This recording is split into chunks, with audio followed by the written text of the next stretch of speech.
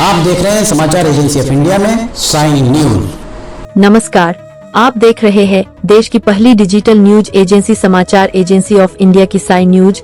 इसके धर्म प्रभाग में आपका स्वागत है। अब आपको पितरपक्ष में सबसे पहले किसने श्राद्ध कर्म किया था पितरपक्ष में के बारे में बताते हैं। आशा है आपको यह पसंद आएगा। आप इसे ध्यान पूर्वक सुनिए और धर्म लाभ लीजिए। आइए सुनते हैं पितरपक्ष के बारे में विस्तार से। जानिए सबसे पहले किसने और कब किया था श्राद्ध कर्म। महाभारत काल में भी श्राद्ध का मिलता है वर्णन। आप देख, सुन और पढ़ रहे हैं समाचार एजेंसी ऑफ इंडिया की साई न्यूज के धर्म प्रभाग में विभिन्न जानकारियों के संबंध में। पितरों को याद करना, उनका आह्वान करना, उनको तृप्त करना, यही मूल उद्देश्य रहा होगा पितरपक्ष का। हमें पितर पक्ष में पितरों के प्रति कृतज्ञता ज्ञापित करना चाहिए। वैसे वेदों के पितरयज्ञ को ही पुराणों में विस्तार मिला और उसे श्राद्ध कहा जाने लगा। पितर पक्ष तो आदिकाल से ही रहता आया है, लेकिन जब से इस पक्ष में पितरों के लिए श्राद्ध करने की परंपरा का प्रारंभ हुआ तब से अब तक इस परंपरा में कोई खास बदलाव नहीं हुआ। यह परंपरा भी आदिकाल अनादिकाल से ही चली आ रही है। पितर पक्ष अगर आप जगत को रोशन करने वाले भगवान भास्कर, भगवान विष्णु जी, देवाधिदेव महादेव, ब्रह्मांड के राजा भगवान शिव एवं भगवान श्री कृष्ण जी की आराधना करते हैं, और अगर आप विष्णु जी, मर्यादा पुरुषोत्तम भगवान श्री राम जी एवं भगवान कृष्ण जी के भक्त है, तो कमेंट बॉक्स में जय सूर्य देवा, जय विष्णु देवा, ओम नमः शिवाय, जय श्री कृष्ण, जय श्री राम, हरिओम तत्सत, ओम नमो भगवते वासुदेवाय नमः लिखना न भूलिए। हिंदू धर्म में पितर पक्ष यानी श्राद्ध पक्ष को काफी महत्वपूर्ण माना जाता है। मान्यता है कि इस दौरान अगर कोई व्यक्ति सच्चे मन और श्रद्धा के साथ अपने पितरों का श्राद्ध कर्म करता है तो उसे पितरों का आशीर्वाद प्राप्त होता है। पितरों के प्रसन्न होने पर व्यक्ति का जीवन सुखमय हो जाता है और उसे हर काम में सफलता मिलती है। यही वजह है कि हर साल भाद्रपद मास की पूर्णिमा से लेकर अश्विन मास की अमावस्या तक लोग अपने पूर्वजों को याद करते हैं, उन्हें प्रसन्न करने के लिए पिंडदान और तर्पण जैसे श्राद्ध कर्म करते हैं। लेकिन क्या आप जानते हैं कि दुनिया में सबसे पहले श्राद्ध किसने किया था और इस परंपरा की शुरुआत कैसे हुई थी? श्राद्ध की परंपरा आखिर किसने और कब शुरू की, इस संबंध में विद्वानों में कुछ मतभेद दिखाई देते हैं। लेकिन महाभारत के अनुशासन पर्व में एक कथा आती है जिससे श्राद्ध करने की परंपरा का उल्लेख मिलता है। इस पर्व में भीष्म पितामह युधिष्ठिर को श्राद्ध पर्व के बारे में बताते हैं। महाभारत के अनुसार सबसे पहले श्राद्ध का उपदेश महर्षि निमि ने अत्रि मुनि को दिया था। महर्षि निमि संभवतः जैन धर्म के 22वें तीर्थंकर थे।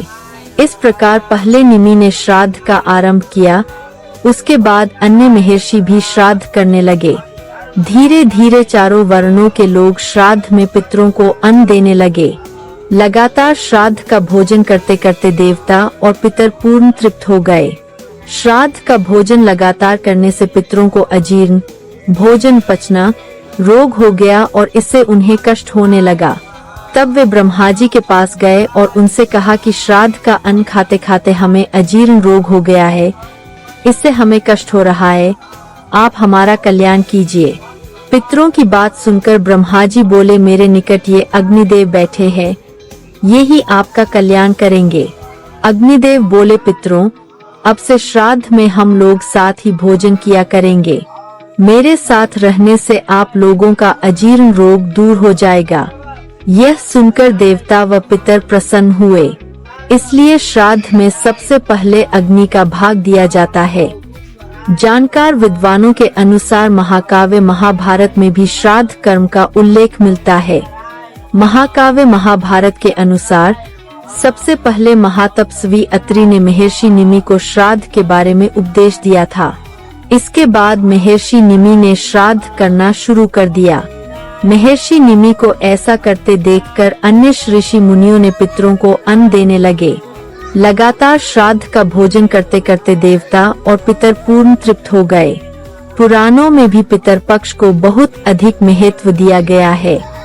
कई सारी पौराणिक और लोक कथाओं में भी इसका वर्णन है। लेकिन बहुत कम लोगों को यह पता होगा कि महाभारत में श्राद्ध क्यों किया गया था। जानकार विद्वानों का मानना है कि पितर पक्ष में श्राद्ध की शुरुआत महाभारत काल से चली आ रही है। वही एक प्रसंग यह भी मिलता है जिसमें श्राद्ध कर्म की जानकारी भीष्म पितामह ने युधिष्ठिर को दी थी। पितर पक्ष में पितरों के किए जाने वाले श्राद्ध के बारे मान्यता है कि इसकी शुरुआत महाभारत काल में हुई थी। मान्यता है कि जब मृत्यु के बाद सूर्यपुत्र कर्ण की आत्मा स्वर्ग पहुंची तो उन्हें वहां पर खाने के लिए भोजन की बजाय ढेर सारा स्वर्ण दिया गया। तब उन्होंने इंद्र देवता से इसका कारण पूछा तो उन्होंने कर्ण को बताया कि पृथ्वी पर रहते हुए उन्होंने कभी भी अपने पितरों के निमित्त कभी भी भोजन दान तर्पण आदि नहीं किया। तब कर्ण ने जवाब दिया कि उन्हें अपने पूर्वजों के बारे में कुछ भी ज्ञात न था, इसलिए अनजाने में उनसे यह भूल हुई। तब उन्हें अपनी भूल को सुधारने के लिए पृथ्वी पर 16 दिन के लिए भेजा गया, जिसके बाद उन्होंने अपने पितरों के मोक्ष के लिए विधि विधान से श्राद्ध किया। मान्यता है कि तभी से पितर पक्ष के 16 दिनों में श्राद्ध करने की परंपरा चली आ रही है। वही अनेक मान्यताओं के अनुसार महाभारत काल में श्राद्ध के बारे में पता चला था, जिसमें भीष्म पितामह ने युधिष्ठिर को श्राद्ध से जुड़ी कई बातें बताई थीं। साथ ही यह भी बताया था कि श्राद्ध की परंपरा कैसे शुरू हुई थी और यह जनमानस तक कैसे पहुंची।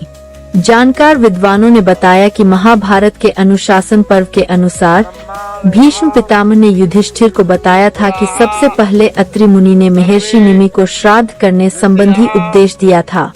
इस उपदेश को सुनने के बाद महर्षि निमि ने श्राद्ध करना प्रारंभ किया, जिसके बाद उन्हें देवता और पितर ऋण से मुक्ति मिल गई। इसके बाद महर्षि निमि ने बाकी ऋषियों को भी श्राद्ध के बारे में बताया और अन्य ऋषि भी पितर ऋण से मुक्त होने के लिए श्राद्ध करने लगे। श्राद्ध का उनके द्वारा उपदेश देने के बाद श्राद्ध कर्म का प्रचलन प्रारंभ हुआ और धीरे धीरे यह समाज के हर वर्ण में प्रचलित हो गया। महाभारत के युद्ध के बाद युधिष्ठिर ने कौरव और पांडव पक्ष की ओर से अधिकांश योद्धा मारे गए थे। सभी वीरों का केवल अंतिम संस्कार किया था। जब भगवान श्री कृष्ण ने युधिष्ठिर से कहा कि उन्हें कर्ण का भी श्राद्ध करना चाहिए, तब युधिष्ठिर ने कहा कि वह तो उनके कुल का नहीं है, तो वे भला उसका श्राद्ध कैसे कर सकते थे? उसका श्राद्ध तो उसके कुल के लोगों को ही करना चाहिए। इस उत्तर के बाद पहली बार भगवान श्री कृष्ण ने यह राज खोला था कि कर्ण पांडवों का बड़ा भाई था। यह बात सुनकर पांडव मानो जड़वत हो गए थे। इस तरह से श्राद्ध की ये परंपरा आगे बढ़ती चली गई और पितरों का श्राद्ध करके ब्राह्मणों को भोजन करवाया जाने लगा। शास्त्रों में इस बात का भी उल्लेख मिलता है कि हवन में जो पितरों के निमित्त पिंडदान किया जाता है, उसे ब्रह्म राक्षस भी दूषित नहीं कर पाते हैं। श्राद्ध में अग्निदेव को देखकर राक्षस भी वहां से चले जाते हैं, क्योंकि अग्नि हर वस्तु को पवित्र कर देती है और पवित्र भोजन और भाव मिलने से देवता और पितर भी प्रसन्न होते हैं। आइए अब जानते हैं कि आखिर कौन कौन होते हैं पितर। जानकार विद्वानों के अनुसार हिंदू धर्म में पितर को 84 लाख योनियों में से एक माना गया है। मान्यता है कि अलग अलग लोकों में रहने वाले ये दिव्य आत्माएं संतुष्ट होने पर व्यक्ति पर अपना आशीर्वाद और कृपा बरसाती है, जिससे मनुष्य को धन, यश, कीर्ति आदि की प्राप्ति होती है और कुल की वृद्धि होती है।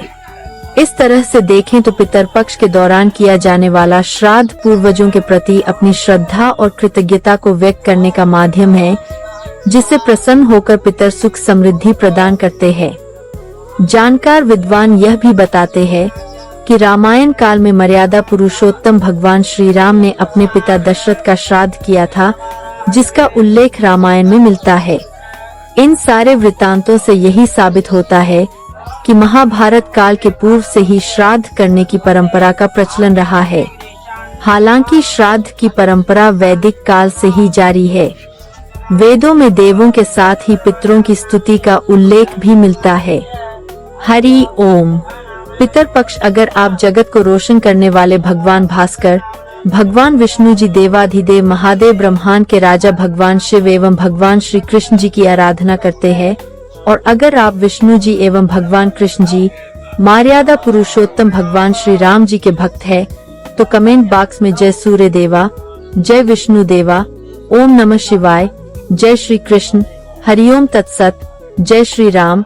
ओम नमो भगवते वासुदेवाय नमः लिखना न भूलिए। यहाँ बताए गए उपाय, लाभ, सलाह और कथन आदि सिर्फ मान्यता और जानकारियों पर आधारित है। यहाँ यह बताना जरूरी है कि किसी भी मान्यता या जानकारी की समाचार एजेंसी ऑफ इंडिया के द्वारा पुष्टि नहीं की जाती है।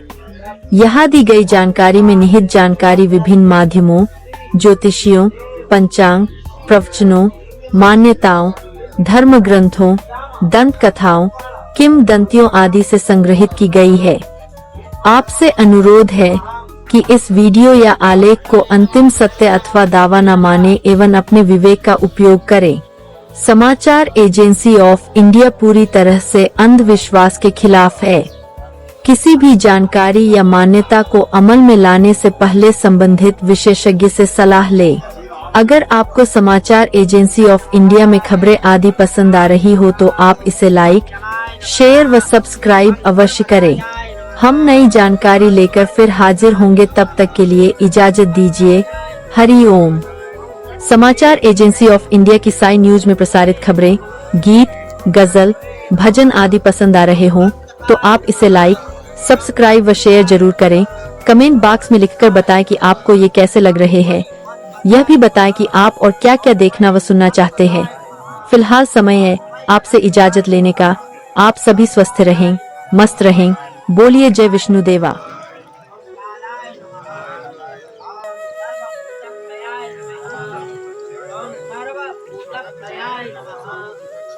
सर्व